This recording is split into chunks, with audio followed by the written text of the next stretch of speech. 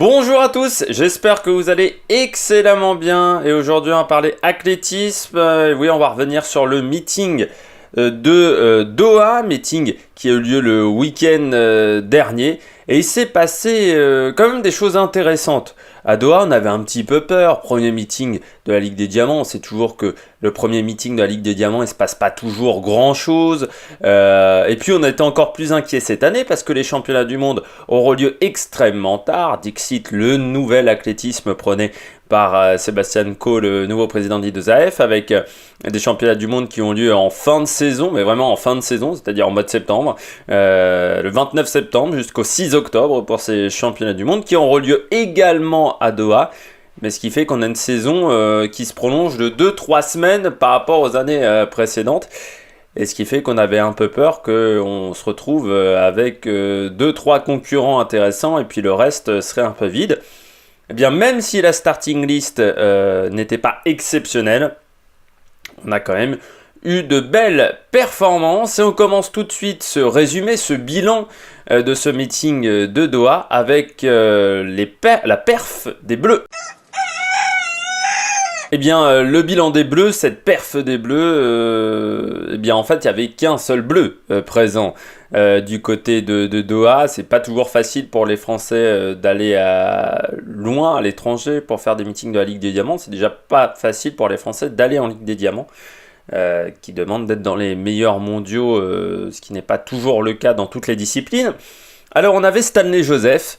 Stanley Joseph qui était sur l'épreuve de la perche homme bien entendu.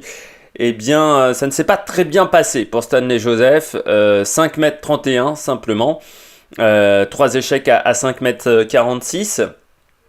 Donc je regardais moi sur RMC Sport la compétition. Selon Romain Barras, il avait pris un peu tendre en perche.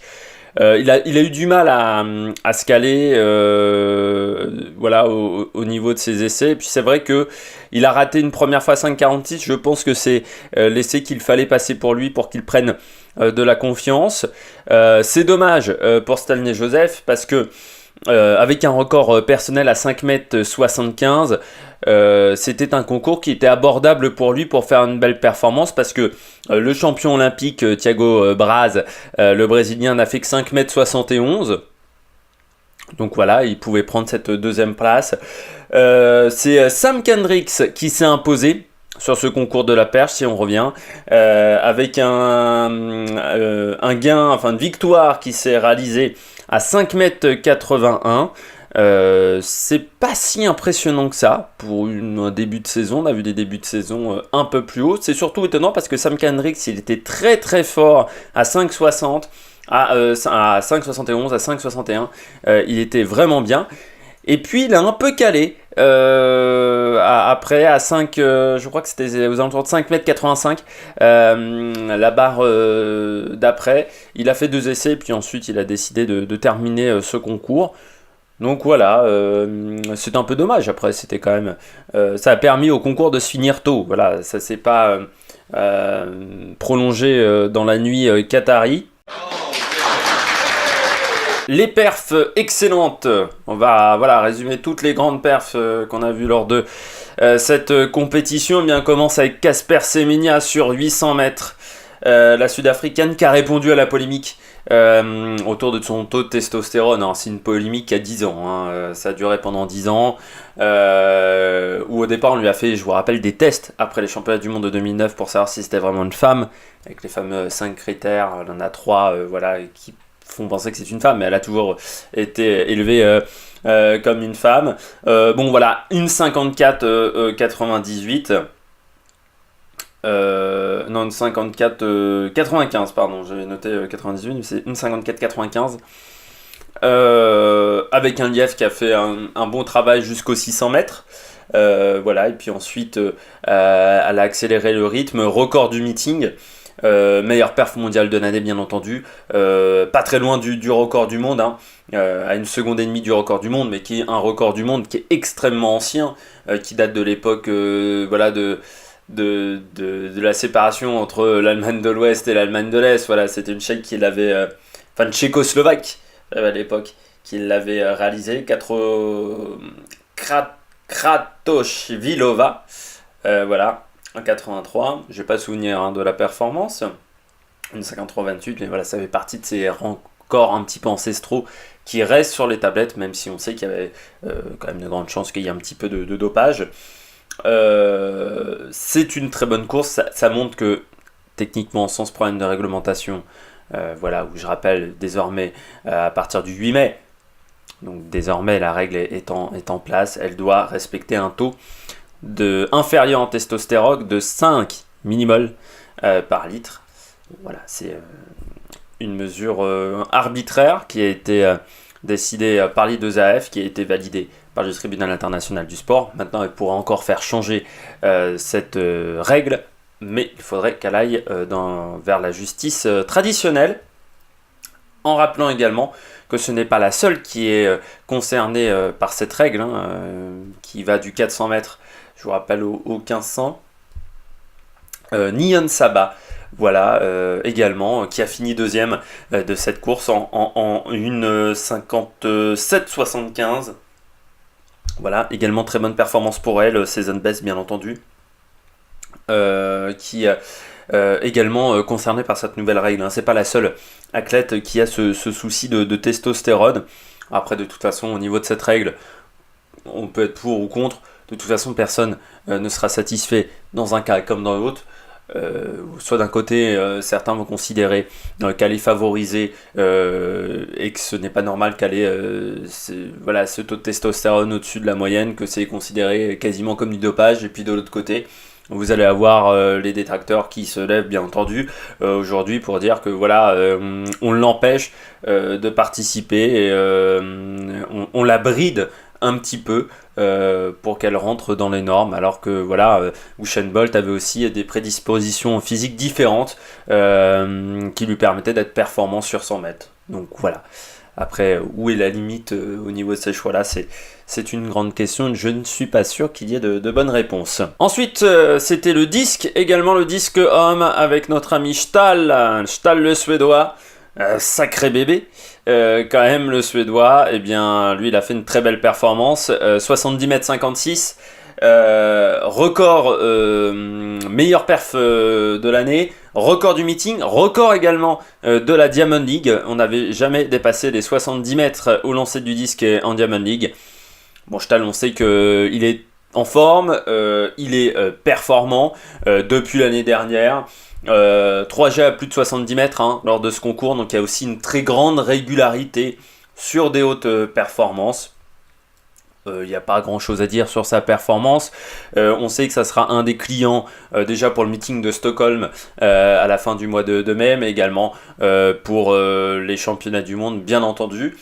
Il était même satisfait en interview, parce qu'il y avait les interviews réalisées par l'I2AF à la fin de chaque course. Et il a indiqué qu'il avait réalisé un gros travail cet hiver, que ça soit en salle, mais surtout sur la technique.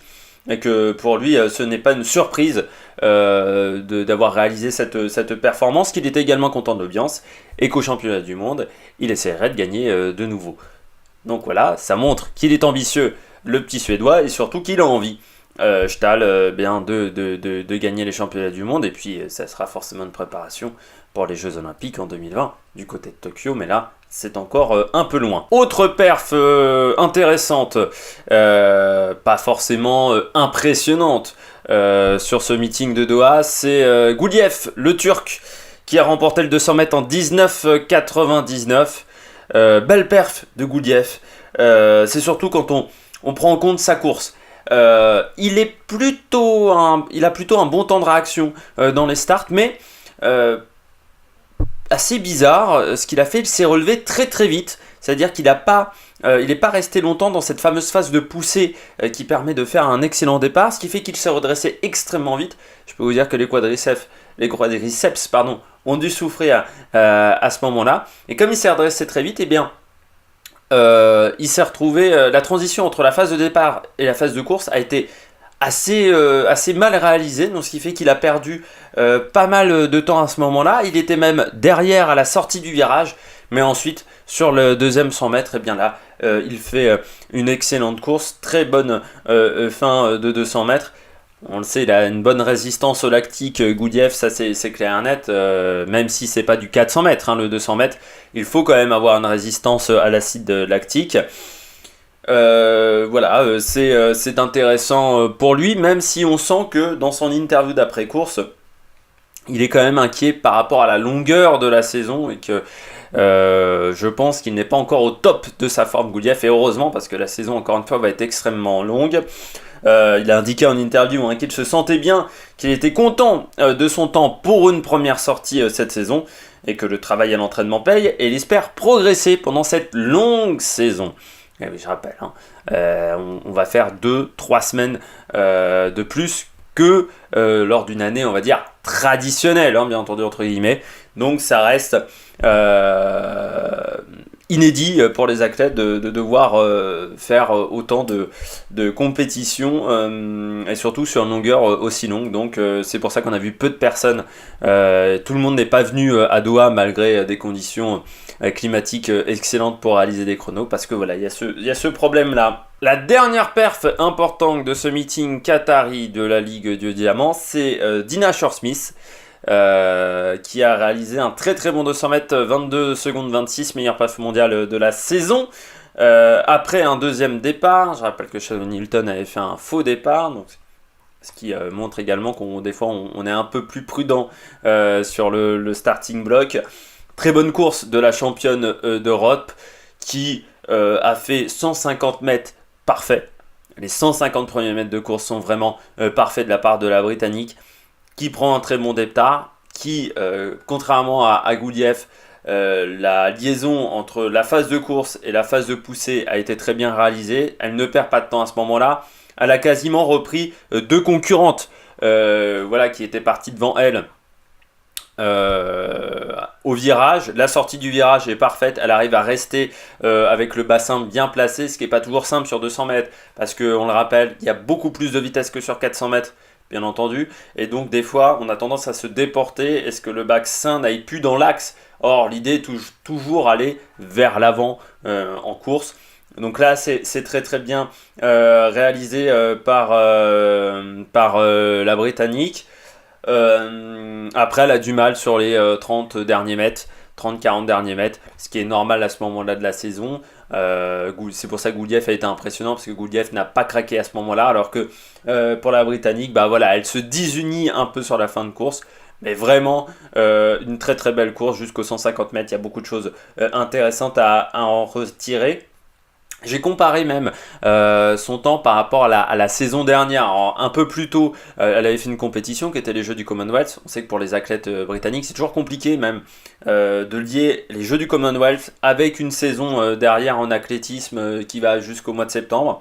Parce que voilà, vous avez une saison qui commence tôt, donc il faut être prêt également avant les Jeux du Commonwealth. Elle avait réalisé 22-29, donc le 22-26 c'est pas si impressionnant que ça. Mais comme l'année dernière, elle avait fait 21,89 en cours de saison, là on peut se dire que comme elle arrive plus tard en forme, elle devrait réaliser peut-être un meilleur chrono en fin de saison, ce qui montre peut-être qu'elle n'est pas au top de sa forme, avec sa forme de course, mais également avec ce chrono, en sachant que ce 22,89 a été réalisé avec du vent positif.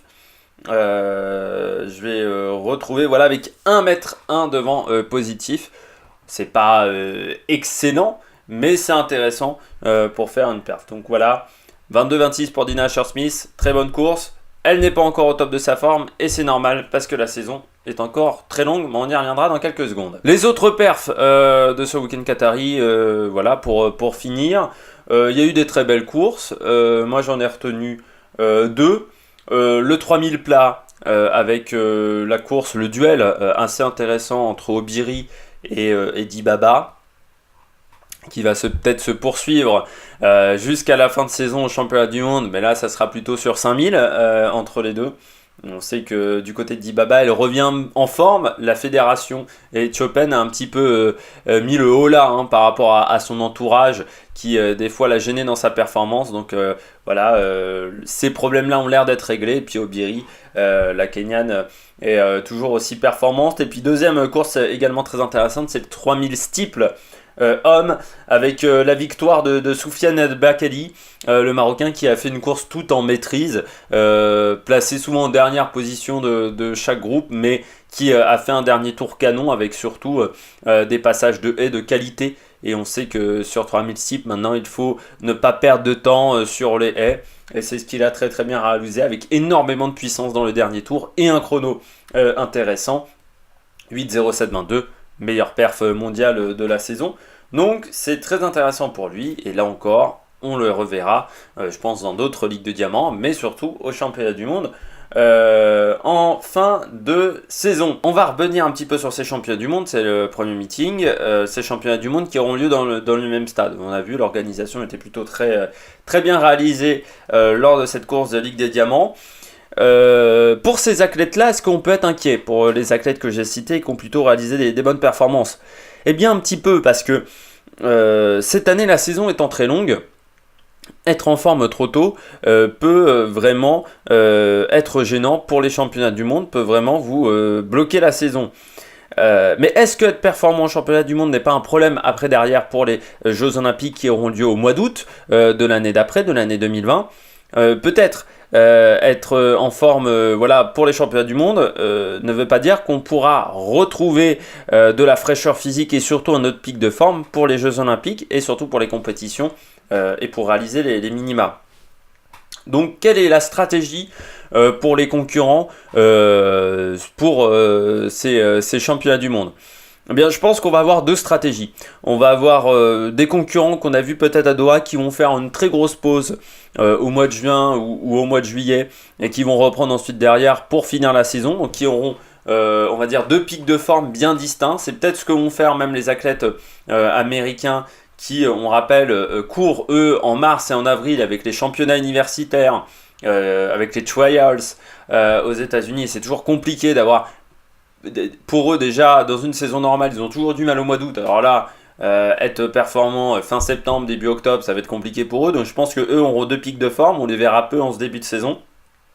Et puis, on aura également d'autres athlètes qui tenteront voilà, de faire une grande pause à ce moment-là de la saison. Et puis la deuxième stratégie pour être en forme sur ces championnats du monde, je pense que c'est de commencer très tard sa saison. Donc peut-être de ne pas arriver en forme avant le meeting Hercules de Monaco, donc ça veut dire mi-juillet.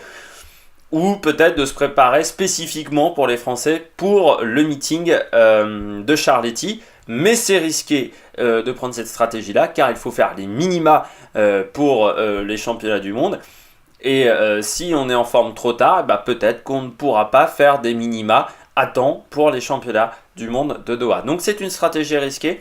Il n'y a, je pense, pas de stratégie forcément fantastique, ça dépendra des athlètes, mais ces deux possibilités-là sont à envisager. Alors, on retournera à Doha avec les championnats du monde du 28 septembre au 6 octobre. On se retrouvera, on fera, je pense, beaucoup de vidéos pour les championnats du monde, mais on en fera d'ici là avec le meeting de Shanghai. On fera un résumé, on va dire, de tous les meetings de Diamond League avec le meeting de Shanghai qui aura lieu le 18 mai prochain. Et je peux déjà vous indiquer un peu la starting list, les têtes d'affiche qui seront présentes. Puis on aura Sifan Hassan, l'Éthiopienne. On aura McLeod, c'est un déménageur lui, sur 110A, il est impressionnant. Et puis Christian Coleman, l'une des nouvelles pépites sur 100 mètres, qui fera sa rentrée et qui essayera de claquer un gros chrono en Ligue de Diamants. J'espère que vous avez aimé cette vidéo, n'hésitez pas à réagir dans les commentaires, n'hésitez pas également à mettre un pouce bleu, à relayer ça sur vos réseaux sociaux si vous avez surkiffé cette vidéo, et puis n'hésitez pas à vous abonner également, et on se retrouve pour de nouvelles aventures, que ça soit du côté de l'athlétisme, des sports mécaniques, du cyclisme, et plein d'autres choses encore sur la chaîne, très bientôt. Allez, ciao ciao!